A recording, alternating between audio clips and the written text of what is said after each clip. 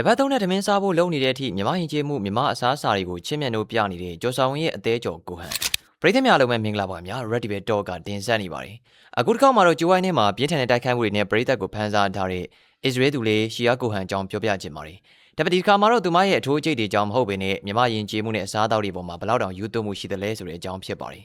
ရှီယာကိုဟန်က Fedex ဂျင်းရဲ့အမာခံမျိုးသမီးဖိုက်တာတူဖြစ်ပါတယ်သူမကအစ္စရေးနိုင်ငံသူဖြစ်ပေမဲ့မြန်မာရွာလက်ဝဲရဲ့လက်မောင်းခန့်ဟန်တွေလောက်ပြတာနဲ့အတူမြန်မာအသွေးချင်းတွေနဲ့ယင်းနှိခွင့်ရရှိခဲ့တာဖြစ်ပါတယ်။သူမရဲ့နီးကပ်ဆုံးတငယ်ရင်းတွေနဲ့အသင်းပေါ်တွေကတော့အားလုံးသိကြတဲ့အတိုင်းပဲမြန်မာလက်ဝဲကျယ်ဝင်းကျော်စာဝင်းနဲ့ဝိုင်တူကီလိုပဲဖြစ်ပါတယ်။သူတို့နဲ့တူနေစဉ်နဲ့မျှလေ့ကျင့်ခန်းတွေဆင်းရတယ်အတူတူစားတောက်ကြရတယ်ဆိုတော့မြန်မာရဲ့ပွင့်လင်းရိုးသားတဲ့စိတ်ဓာတ်တွေနှွေးထွေးတဲ့ဖေးမကူညီမှုတွေကိုကိုဟန်တယောက်အပြည့်အဝထိတွေ့ခွင့်ရရှိခဲ့တာဖြစ်ပါတယ်။ကျော်စာဝင်းတို့စီကနေမြန်မာစကားအသုံးအနှုန်းလေးတွေတင်ယူရင်းနဲ့မြန်မာရွာလေထုံးတန်းတွေကိုစဉ်းစားတက်လာတာကသူမကိုမြန်မာစိတ်ပေါက်နေတဲ့နိုင်ငံသားသူလေးတူဖြစ်လာစေခဲ့တာပါ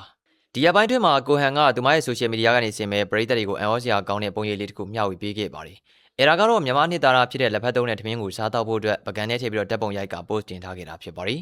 နိုင်ငံသားအများစုအတွက်လက်ဖက်သုံးဆိုတာကအနည်းငယ်ထူးဆန်းတဲ့အရာသာမျိုးဖြစ်နေတတ်ပေမဲ့ကိုဟန်ကတော့ဒါကတကယ်ကိုအမခန်းရတာပဲဆိုတဲ့ပုံစံမျိုးနဲ့အားပေးနေတာပါလက်ဖက်ရဲ့ခါတက်ရတာကြက်တုံဖြူရဲ့အနံ့နဲ့အကျော်စုံရဲ့ကြွကြွဝါးနေရတဲ့အရာစာကိုသူမအနေနဲ့တကယ်ကိုဆွဆွလန်းလန်းဖြစ်နေပုံရပါတယ်ဒီလိုမျိုးမြန်မာအားကစားကိုထူးတလဲနှစ်သက်ပြတာကသူမနဲ့မြန်မာပရိသတ်တွေကြားကတန်ရောစင်ကိုပုံမခိုင်းမှလာစေခဲ့တာပဲဖြစ်ပါတယ်